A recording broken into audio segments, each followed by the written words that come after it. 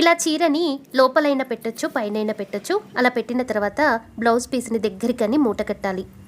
ఒకే ప్లేట్లో మీరు అక్కడ అర్చన చేయించుకుంటారు కదా, అర్చనకి కావలసినవి పూలదండ, కొబ్బరికాయ,